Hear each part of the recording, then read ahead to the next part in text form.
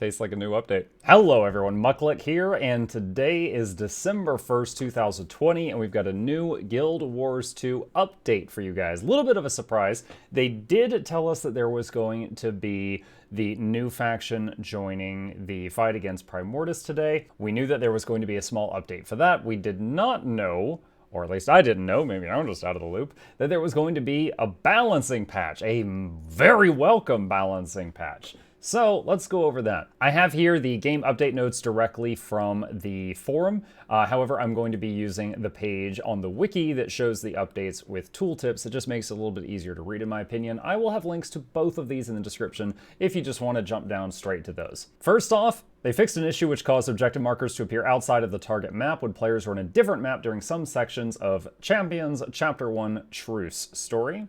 Not an issue I had, but a fix is a fix. They added a checkbox to the General Options tab of the Options panel to disable the Compact button in the inventory panel. I have heard a lot of veteran players complain about this.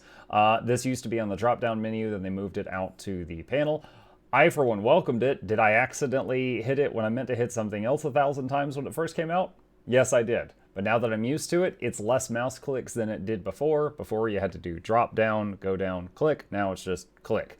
I welcome the change, but if you don't like it, now you can turn it off. Added additional map currencies to the bottom of the inventory panel on many maps. That is when you are actually looking at the bottom of your inventory, not your wallet. That makes it easier to see the currencies that are related to the area you're currently in. Rune of the Golemancer adjusted the health of the summoned golem to be more in line with other rune summons. Now, they don't say here if that is a buff or a nerf. I'm assuming it is a nerf, and I'm going to tell you why. There have been a lot of stories I've heard recently of large groups of people running around in World v. World, and the entire group, the whole rate of people, are running this rune.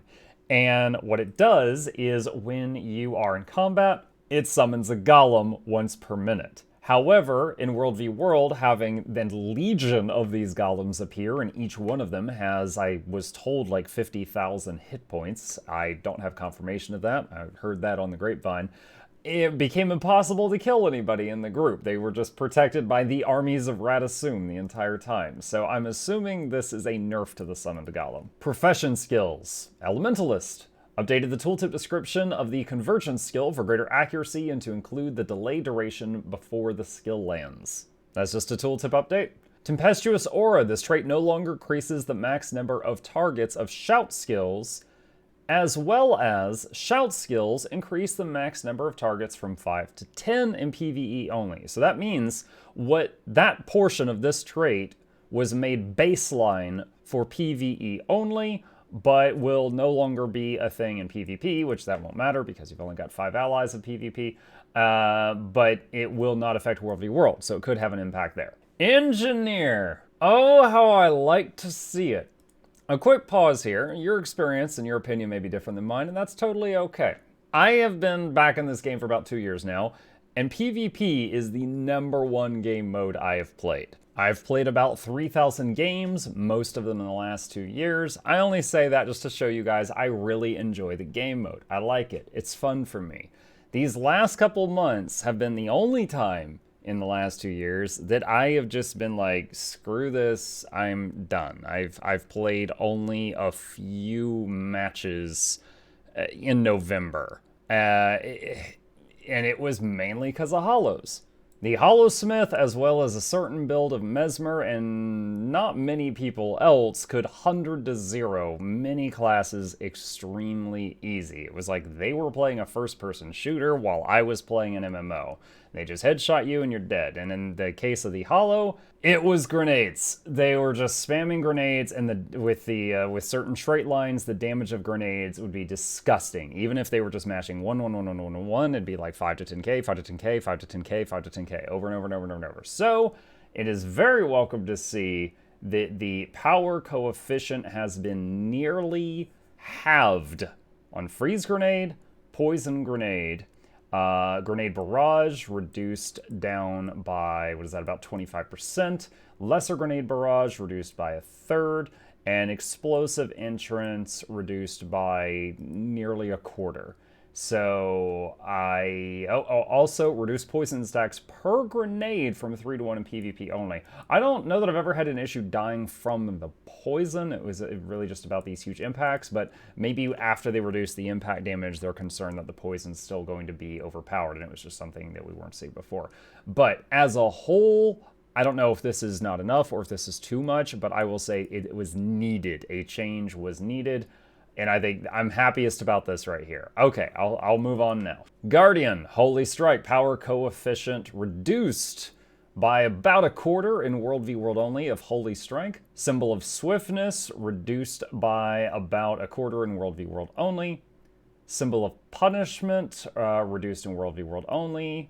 Sword of Justice, Zealous Scepter, and Test of Faith, they're all reduced in World v World only. In the case of Zealous Scepter, it is the Might duration. Necromancer, Will of Darkness, a Will of Corruption, small nerfs in World v World only. Well, smaller for Will of Corruption, Will of Darkness, much more substantial nerf. It was almost halved. Revenant, Draconic Echo. This trait no longer increases the maximum number of targets of passive facet skills. But right after that, you see facet passive skills increase the max number of targets from 5 to 10 in PvE only. So again, similar to the Elementalists, they are getting this mechanic baseline. They no longer have to trait for it. They could still trait into Draconic Echo for its other effects if they wish to do so, but they no longer need to do it for this. That also means they can no longer get this in World v World. Inspiring Reinforcement, reduce the power coefficient in World v World only. Reduce stability duration from 3 seconds to 1 second in PvP only.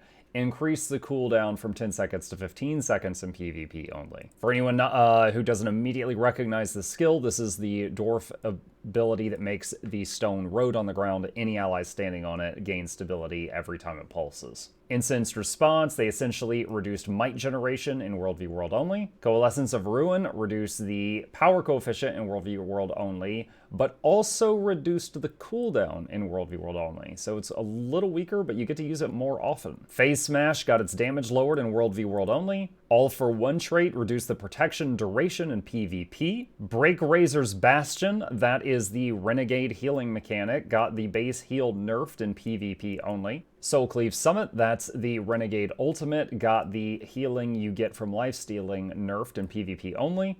And Steadfast Rejuvenation trait, the healing was nerfed to PvP only. Thief, Infiltrator's Arrow. This is the short bow ability that a thief uses to fire an arrow and then teleport to the where the arrow lands. This is one of their #1 skills for blipping around a map. If you don't play a thief, but you play with thieves and you see them teleporting all over the place with a bow in hand, that's what they're doing. They've increased the initiative cost of it from 6 to 8 in PvP and World v World. That could be major. That means if they port around a lot, then they're going to have a lot less initiative to fight with if they're not careful. This actually could have an impact. Signet of Agility, reduced endurance granted from 50 to 25 in PvP only.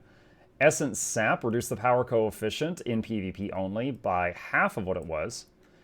Consume Plasma. Boon durations have been adjusted in PvP and World v World to the following values. And I pulled up the Consume Plasma page just to show you rather than tell you, but you can see that many of the values in PvP are much shorter. Protection goes from 10 seconds down to 2, Regen goes from 10 down to 5, Stability goes from 5 down to 1.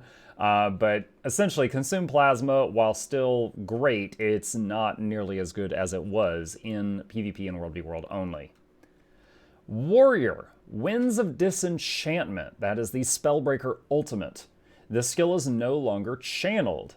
It instead drops a stationary spell area that lasts for 5 seconds with a 1-second pulse interval. Wow, that is very different. So, Winds of Disenchantment, Roy, another content creator, my senpai, he's been around a lot longer than I have, would often say that that was the most game-breaking ability for World v World. You have one warrior at the front of a mob who is channeling Winds of Disenchantment and just charging forward. You can't really do much while his entire ball of players is following him as he leads the charge with that. Like, that would just completely swing a fight of massive scale. It blocks all missiles. You know, all projectiles from the enemy force, it doesn't matter how many of them there are, would be stopped. It's dealing with boons and stuff at the same time. It's a mobile combo field. So while still powerful, it's no longer a wall on the move. Now it just sits there. Definitely have to ring him up and see what his opinion on that is. Break enchantments. Reduce the number of boons removed from 4 to 2 in World v World only. Reduce the cooldown from 25 to 15. Increase the power coefficient from 0.1 to 0.5. So, number of boons removed by half, but you can use it way more often, and its power coefficient was increased by 5-fold. So that'll be interesting. Roaring Reveal, this trait no longer increases the max number of targets of Warhorn skills, but baseline increase the max number of targets from 5 to 10 PvE only. Think we're sensing a pattern here.